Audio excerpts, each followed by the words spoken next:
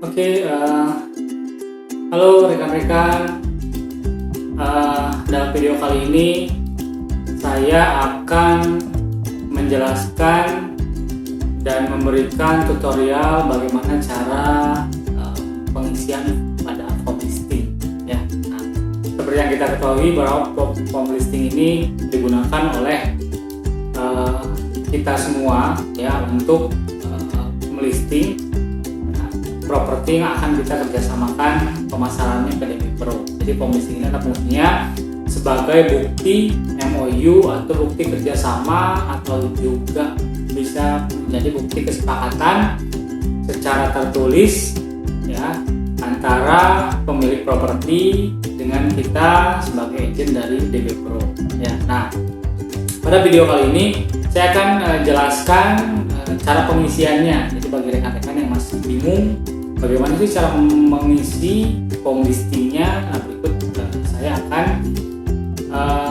sampaikan cara mengisi form listingnya DB Pro ya, form listingnya kita. Oke, nah ini adalah form listingnya rekan-rekan.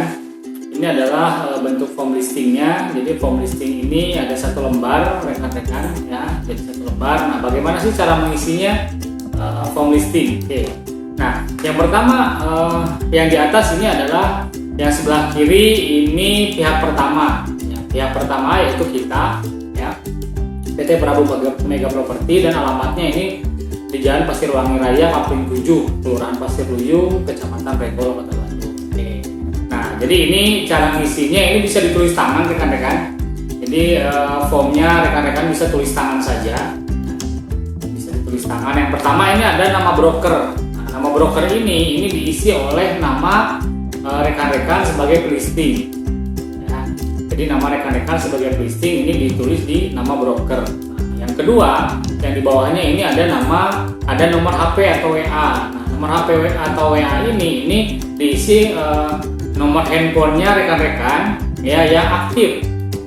Ya, kalau memang ada dua nomor silakan dicantumkan dua nomor. Jadi yang satu nomor seluler misalnya, yang satu lagi nomor yang ada WA-nya ya, seperti itu. Nah, lalu yang sebelah kanan ini adalah pihak kedua.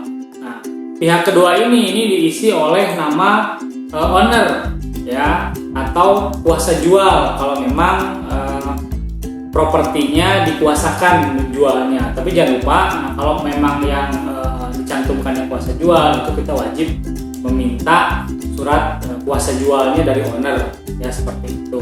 Nah, jadi pihak kedua ini yang pertama adalah nama ownernya ya, siapa atau nama kuasa jualnya. Lalu yang di bawahnya ini ada alamat. Nah, alamatnya ini adalah alamat yang tertera di KTP ya atau tanda pengenal owner atau kuasa jualnya ya. Jadi ini adalah bukan alamat properti yang dikerjasamakan, karena bisa jadi alamat properti dengan alamat tinggal owner ya itu berbeda rekan-rekan ya. Jadi alamat ini diisi alamat yang tertera di KTP-nya. Nah, lalu yang di bawahnya ini ada nomor handphone atau WA. Nah, ini juga sama. Kalau misalnya owner mempunyai dua nomor handphone, ya, atau ada nomor telepon rumah, itu boleh dicantumkan. Tapi yang ada nomor WA-nya itu juga wajib dicantumkan, biar lebih mudah untuk menghubungi melalui chat di WA, rekan-rekan. Oke. Nah, lalu yang di bawahnya rekan-rekan ada jenis transaksi. Nah, jenis transaksinya ini ada kolom jual, sewa, kerjasama, dan lain-lain.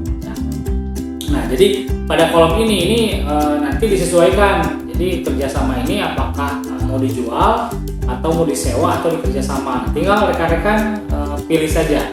Jadi rekan-rekan ini tinggal di checklist ya atau disilang. Jadi tinggal dipilih saja. Lalu harga penawaran. Nah, pada harga penawaran ini rekan-rekan cantumkan harga yang disampaikan oleh owner ya. Harga yang disampaikan oleh owner seperti itu disampaikan. Ya, harganya berapa sih yang ditawarkan oleh owner? Misalnya harganya ada 1 miliar, maka rekan-rekan tinggal diisi di kolom harga penawaran. Ya, ini bisa 1 miliar. Lalu yang di bawahnya ini ada harga net. Nah, harga net di sini ya karena kita sistem di kita di DB Pro itu tidak ada yang namanya ganjil harga ya. Jadi harga yang dicantumkan kita adalah harga net, itu adalah harga akhir dari penawaran. Tapi biasanya di harga ini boleh kalau memang si owner menyampaikan misalnya dari penawaran 1M, kata owner harga netnya di 900 juta. Nah ini boleh dicantumkan 900 juta. Tapi kalau misalnya kata owner harga netnya mah nego aja lah, yang penting bayarnya ada respon, bayarnya minat, terus lalu survei. Setelah survei nanti negonya langsung aja sama owner, boleh. Di kolom harga net ini boleh rekan-rekan cantumkan nego, ya artinya harga netnya tidak dipatok nih sama owner. Nego. Oke. Nah, lalu di bawahnya ini ada berlaku. Nah, berlaku di sini maksudnya adalah berlaku perjanjian kerjasama pemasarannya. Ya, jadi misalnya berlakunya dari hari ini, misalnya hari ini tanggal berapa ya? Tanggal 24. Misalnya hari ini tanggal 24 Mei 2021 misalnya, sampai dengan 24 Mei 2022, itu masa berlakunya setahun ya.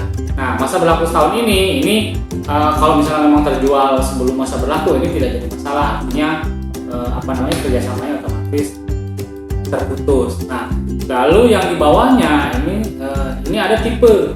Nah, pada tipe ini rekan-rekan ini juga sama, boleh tinggal dipilih saja ya tipenya. Jadi tipenya misalnya apa? Rumah, ruko, tanah, pabrik, gudang, kos-kosan, apartemen, villa, resto, atau yang lainnya. Nah, ini boleh rekan-rekan tinggal pilih saja. Kalau memang tipenya rumah, misal contohnya rumah, rekan-rekan tinggal checklist atau silang saja pilihannya rumah. Oke. Nah, selanjutnya pada kolom selanjutnya ini ada kolom alamat properti. Nah, pada kolom alamat properti ini ya rekan-rekan tinggal cantumkan alamat propertinya. Nah, alamat properti ini harus detail rekan-rekan ya, karena ini di form listing harus detail ya. Nah, tadi seperti yang saya sampaikan di awal, bisa jadi alamat propertinya beda dengan alamat tinggalnya owner ya, atau alamat KTP-nya owner, itu bisa saja terjadi. Nah, di alamat properti ini rekan-rekan cantumkan alamatnya, alamat detailnya ya. Jadi rekan-rekan boleh tanyakan ke ownernya ya, atau rekan-rekan boleh lihat dari dokumen legalitas. Di situ ada alamat jelasnya. Jadi alamat propertinya di mana, masukkan RT RW-nya di sini, baru di sini RW-nya, di sini kelurahannya dimasukkan, kecamatannya dimasukkan, termasuk kabupaten atau kotanya ya. Seperti itu. Nah, untuk kode pos juga ini mohon untuk dilengkapi. Nah, lalu ada meeting point. Nah, meeting point ini adalah lokasi yang mudah untuk diketahui atau mudah untuk ditemui bagi buyer. Jadi pada saat nanti sebelum ke lokasi, maka kita akan ketemu di meeting point. Nah, pastikan meeting point ini mudah dikenali dan jaraknya tidak terlalu jauh. Ya, misal kalau misalnya ternyata properti yang dijual ini ada di dalam komplek dan kompleknya besar. Nah, meeting pointnya ini bisa ketemu di gerbang komplek. Ya, di gerbang komplek masuk boleh di situ. Nah, lalu kalau misalnya perumahannya atau propertinya ini lokasinya di main road. Ya, nah rekan-rekan tinggal meeting pointnya cantumkan, misalnya paling mudah SPBU misalnya, ternyata dekat itu ada SPBU. Nah, boleh ketemuannya di SPBU ya, atau di minimarket nih misalnya, ada minimarket dekat lokasi properti. Nah, ini boleh dicantumkan meeting pointnya di minimarket dekat lokasi. Artinya minimarket meeting point ini pastikan yang mudah dikenali ya, dan mempunyai lahan parkir yang cukup, karena kalau janjian misalnya meeting pointnya di pinggir jalan yang lokasinya rada susah parkir, takutnya riweuh atau repot ya pada saat nanti si bayarnya misalnya dia menggunakan kendaraan roda 4 nih, artinya parkirnya terbatas. Oke ya. Nah, lalu ke bawah selanjutnya, di kolom selanjutnya ini ada sertifikat. Nah, pada kolom sertifikat ini rekan-rekan boleh coret ya yang bukan. Ya, misalnya sertifikatnya ini SHM atau sertifikat hak milik, maka yang lainnya ini rekan-rekan tinggal coret. Nah, kalau misalnya tidak ada di dalam ini, ya misalnya ini kan ada SHM, ya ada SHM, SRS atau Sarusun, ya ada hakuna bangunan, hakuna usaha, hakuna sewa atau giring, ternyata nggak ada nih di sini. Nah, tinggal coret semua di kolom yang ini. Nah, rekan-rekan tinggal isi misalnya AJB. Ya, atau letter C. Nah, boleh rekan-rekan tulis di sini letter C. Lalu ada nomornya. Nah, ini nomor legalitasnya. Jadi Jadi kalau AJB, nomor AJB-nya rekan-rekan cantumkan di sini. Nah, itu. Nah, pada selanjutnya ini ada IMB. Nah, IMB ini atau izin mendirikan bangunan. Ini juga rekan-rekan tinggal pilih nih. Jadi rekan-rekan nanti itu pastikan ke ownernya. Ini ada IMB-nya tidak? Yang pertama. Terus kalau dijawabnya ada, nah IMB-nya ini masih IMB-nya ini sesuai dengan fisik bangunannya atau tidak? Karena beberapa itu ada yang misalnya IMB-nya tipe 36. Ternyata si pemilik atau owner dia sudah melakukan renovasi. Ya, jadi sudah melakukan renovasi sehingga fisik bangunannya itu sudah tidak sesuai lagi dengan IMB yang ada. Ya, 36 ternyata dibangun nih 2 lantai, tapi sama ownernya atau oleh owner atau pemiliknya dia tidak diperbarui si IMB-nya, sehingga si IMB-nya masih ukuran yang standar atau yang awal. Nah, ini boleh rekan-rekan tinggal pilih. Di sini ada dan sesuai, ada dan tidak sesuai, atau tidak ada. Jadi kalau ada dan sesuai tinggal cetak aja di sini ya di checklist, atau ada dan tidak sesuai. Nah, ini rekan-rekan tinggal di sini, atau tidak ada cetak aja. Jadi dipilih. Nah, untuk legalitas ini rekan-rekan harus pastikan ya, harus pastikan. Jadi kalau sertifikatnya betul dan seperti apanya, IMB-nya juga sama. Nah, lalu ada SPT, PPT atau PBB. Nah, PBB-nya ini tinggal diisi di sini ya, PBB-nya ya diisi di sini. Lalu nilai NJOP-nya ini tahunnya berapa? Ya misalnya SPT PBB-nya ini nomor ya, nomor SPT PBB ditulis di sini. Lalu nilai NJOP-nya tahun berapa? Misalnya rekan-rekan ini menerima PBB-nya ini anggaplah misalnya sekarang tahun 2020. Nah, ditulis aja di sini tahun 2020. Nilainya berapa sih NJOP-nya di tahun 2020? Nah, rekan-rekan cantumkan di sini ya. Nah, kenapa sih nilai NJOP-nya ini perlu rekan-rekan cantumkan di form listing? Nah, nilai NJOP ini nanti bisa jadi untuk memudahkan kita menghitung simulasi atau perkiraan pada saat nanti bayar pajak ya. Jadi hitung-hitungan pajaknya ya ini nanti bisa bisa dihitung berdasarkan NJOP. Jadi kisarannya itu kita bisa hitung gambarannya atau kasarannya berapa sih pajak yang harus dikeluarkan. Nah, yang paling mudah adalah itu dari NJOP. Jadi ini rekan-rekan ini harus diisi nih NJOP-nya tahun berapa sama nilainya berapa ya, seperti itu. Nah, lalu di bawah ada legalitas atau perizinan lain. Nah, legalitas atau perizinan lain di sini ini biasanya kalau ternyata misalnya anggaplah dia kos-kosan ya atau kontrakan. Kontrakan itu kalau di kota besar itu harus ada surat izin. Ya, nah rekan-rekan cantumkan di sini, ditulis di sini. Atau misalnya propertinya berupa pabrik. Nah, propertinya berupa pabrik nih misalnya. Nah, kalau pabrik kan kita lihat dulu nih pabrik apa, apakah dia ada hubungannya dengan limbah atau tidak. Nah, kalau memang pabrik yang berhubungan dengan limbah, rekan-rekan bisa cantumkan di sini ada izin IPAL-nya atau apanya. Jadi legalitas lain di luar sertifikat IMB PBB, kalau memang ada rekan-rekan cantumkan di sini. Seperti itu ya. Oke. Lalu yang selanjutnya ini ada luas tanah. Ya, yang pertama ini ada luas tanah. Nah, luas tanahnya dicantumkan di sini. Jadi luas tanahnya ini cantumkan. Nah, luas tanah ini dilihat dari mana sih? Dilihat dari sertifikat.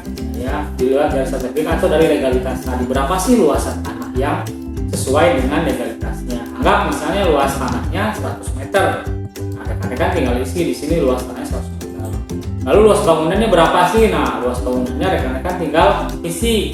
Misal luas bangunannya itu anggap tadi 100, misalnya luas bangunannya 50 meter. Luas bangunannya 50 meter persegi. Lalu ada L muka. Nah, L muka ini lebar muka. Nah, lebar muka ini harus dicantumkan juga rekan-rekan. Kenapa harus dicantumkan? Karena ada beberapa yang mereka tanyakan lebar mukanya berapa. Ya, termasuk rumah juga. Jadi lebar muka ini bukan hanya diperlukan untuk tanah saja, tapi juga untuk rumah tinggal. Karena beberapa rumah tinggal itu ada yang lebar mukanya 6 meter. Kan kalau di perumahan sih memang rata-rata sekarang 5 sampai 6 meter lebar mukanya. Ya. Tapi ada beberapa juga yang berbeda lebar mukanya. Nah, ini juga perlu dicantumkan. termasuk juga tanah ya. Kalau tanah ini lebar muka biasanya ini yang paling sering ditanyakan untuk properti tanah, itu buyer nanyanya lebar muka. Kenapa? Karena mereka akan lihat nih peruntukan tanahnya ini buat apa. Ya, ada yang lebar, ada yang posisinya memanjang misalnya. Kalau posisinya memanjang itu rata-rata biasanya perumahan itu carinya memanjang atau menggentong. Atau pabrik nih. Pabrik juga biasanya suka tanya lebar mukanya berapa. Karena akses nanti untuk keluar masuk kendaraannya sesuai nggak dengan yang dibutuhkan oleh buyer. Ya, oke. Lalu selanjutnya ini ada jumlah lantai. Nah, jumlah lantainya ini dicantumkan berapa lantai sih rumahnya, 1 lantai, 2 lantai. Ya, ini jadi kalau untuk jumlah lantai tentunya ini yang ada bangunan ya, bukan tanah.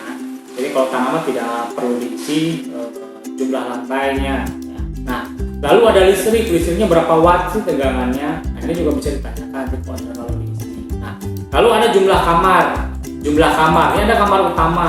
Jadi nanti diisi ini rumahnya kamar utamanya ada berapa sih? Ada 2, ada 3, ada 4 ya. Baru diisi juga jumlah kamar anak. Jadi biasanya begini rekan-rekan. Bedanya kamar utama, kamar anak dan kamar pembantu itu biasanya rata-rata di luasan ya. Yang paling umum adalah bedanya di luasan. Jadi kalau kamar utama itu biasanya lebih luas. Dia lebih luas ukurannya.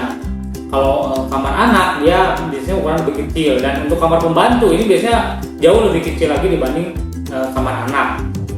Ya seperti itu. Nah, lalu ada kamar mandi. Nah, kamar mandi juga rekan-rekan cantumkan. Ini ada berapa sih kamar mandinya? Oke, ya. Nah, lalu selanjutnya ini ada pilihan di checklist ya. Jadi yang kotak ini rekan-rekan checklist. Kalau yang titik-titik ini rekan-rekan isi. Nah, di sini ada ruang tamu. Ruang tamunya ada berapa ya, ada atau tidak ya, misalnya seperti itu. Lalu ada ruang keluarga. Nah, ini juga rekan-rekan harus bisa bedakan nih ruang tamu dengan ruang keluarga ya. Biasanya kalau ruang tamu balik lagi yang paling umum adalah dari ukuran. Jadi kalau ruang tamu dia ukurannya biasanya lebih kecil dan posisinya biasanya di depan. Nah, kalau ruang keluarga itu ukurannya lebih besar dan biasanya posisinya di tengah ya. Jadi ruang keluarga mah dia untuk kumpul keluarga. Kalau ruang tamu itu biasanya di depan. Begitu masuk ke rumah itu biasanya langsung ke ruang tamu. Nah, ini dipilih saja ada atau tidak. Ruang keluarga juga begitu. Ya, ada atau tidak. Ruang kerja juga sama.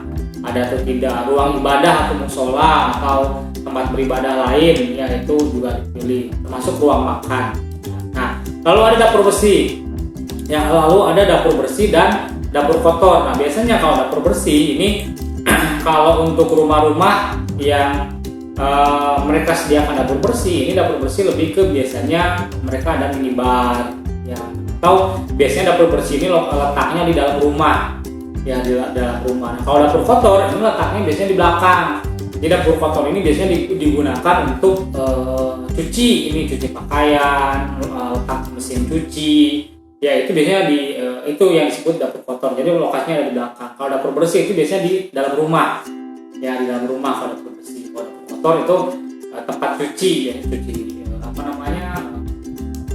pakaian dan lain-lain, menyimpan mesin cuci itu biasanya di dapur kotor. Ya. Lalu ada gudang.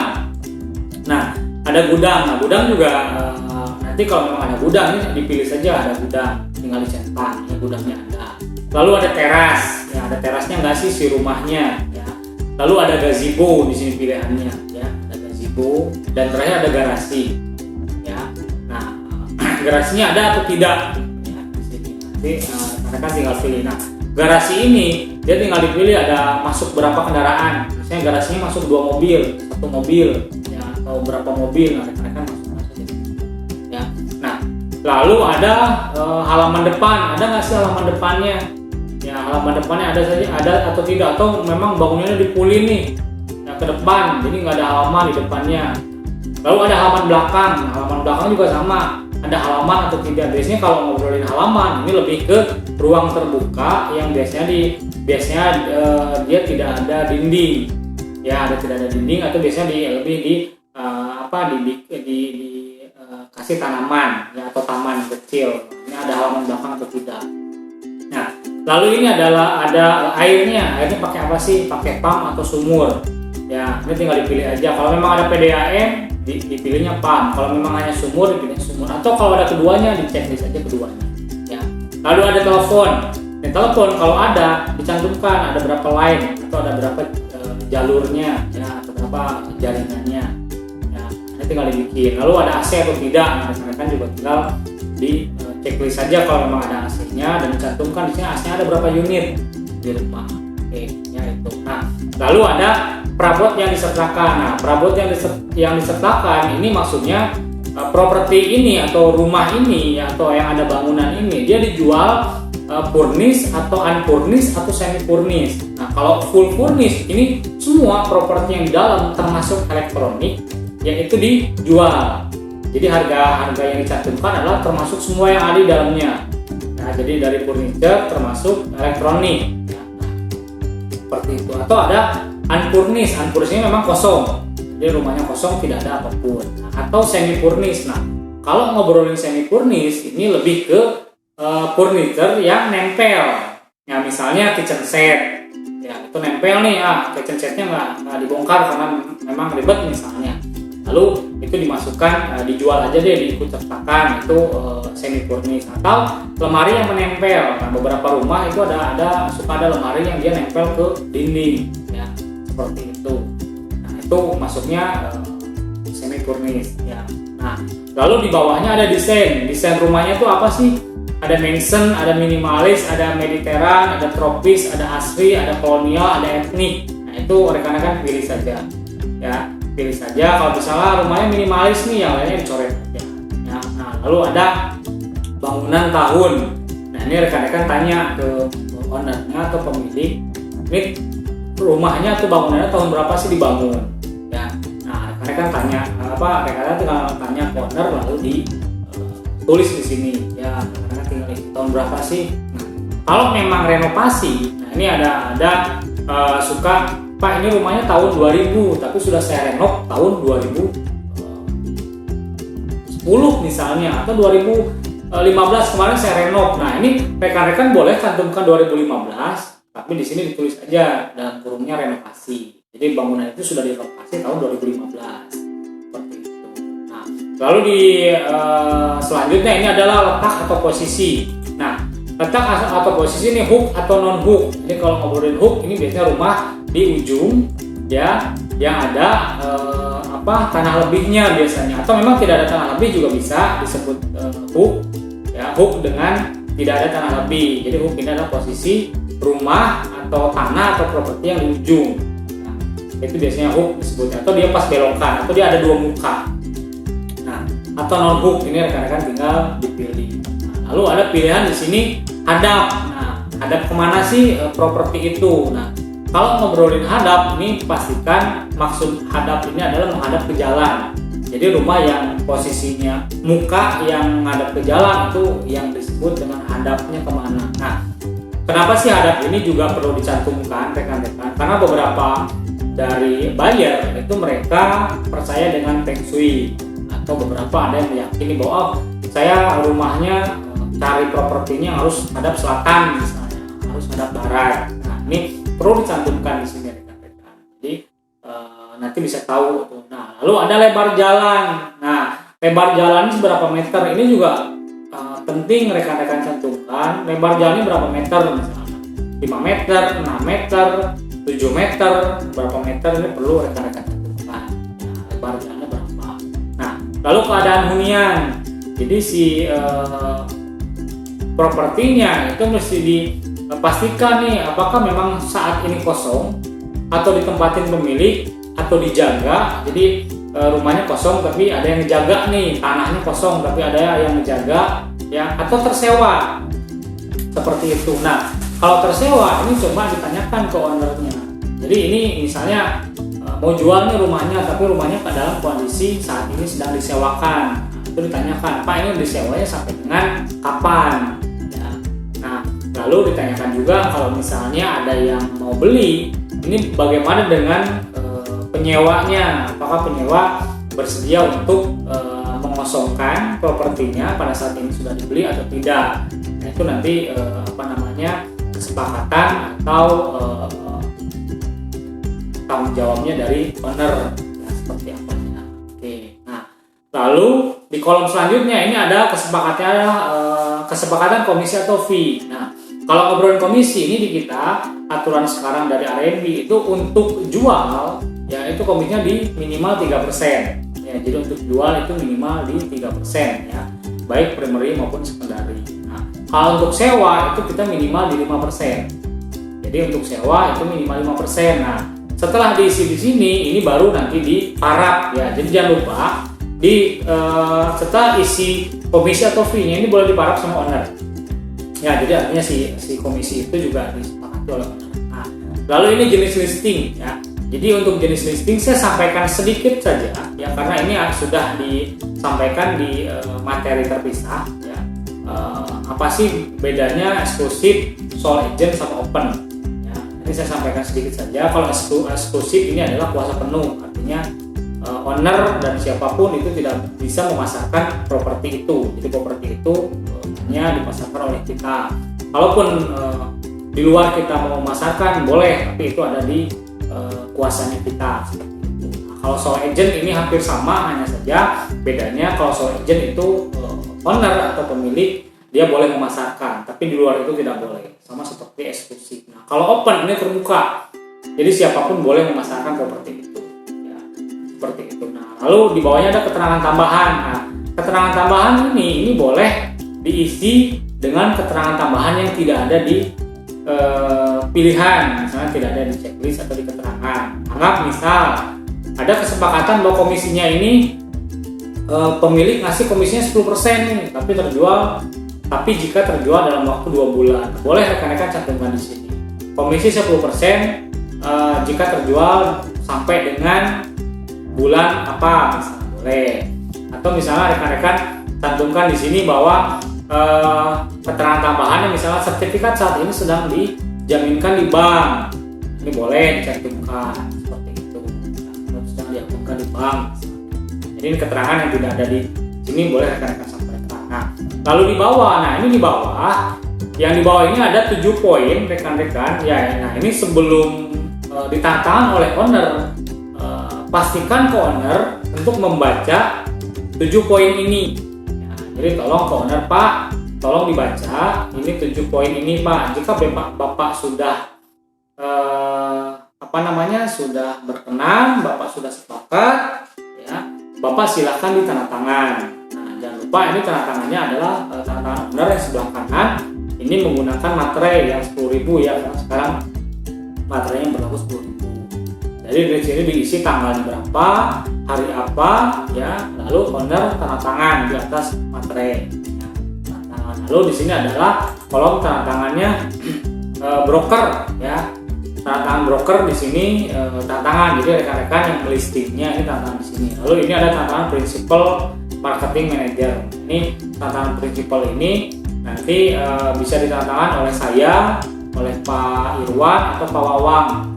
Jadi yang tanda tangan di kolom ini. Nah, setelah form listing ini diisi semua rekan-rekan, nanti rekan-rekan difotokan saja, dikirim ke admin kita ya, admin DB Pro, yaitu Ibu Tia. Nah, kirimkan saja untuk mengisi ID-nya. Jadi nomor listingnya ini nanti akan dikasih atau diberikan ke Ibu Tia. Nah, setelah dikasih baru nanti rekan-rekan tinggal diinput di webnya DB Pro ya. Di webnya DB Pro itu yang di https digitalbrokerproperty.net. Nah, untuk bagaimana cara mengupload listingan di web, nah itu ada video terpisah ya, ada tutorial atau panduan di video terpisah. Itu rekan-rekan. Jadi yang barusan saya sampaikan ini adalah cara mengisi atau bagaimana cara pengisian pada form listing. Ya, harapannya rekan-rekan bisa mengisi form listing ini dengan data yang benar, dengan data yang valid. Ya, jadi nanti untuk memudahkan rekan-rekan sendiri dan memudahkan juga rekan-rekan yang lain memasarkan properti yang dilisting oleh rekan-rekan seperti itu. Ya, jadi pastikan bahwa form listing ini ditandatangan oleh owner ya atau kuasa jual dengan mencantumkan atau dengan melampirkan surat kuasa jual itu rekan-rekan ya. Jadi pastikan seperti itu. itu. Karena proses listing yang baik dan benar yaitu akan mengurangi resiko kita nanti terhindar dari yang namanya owner ingkar terhadap pembayaran komisi. Begitu rekan-rekan. Jadi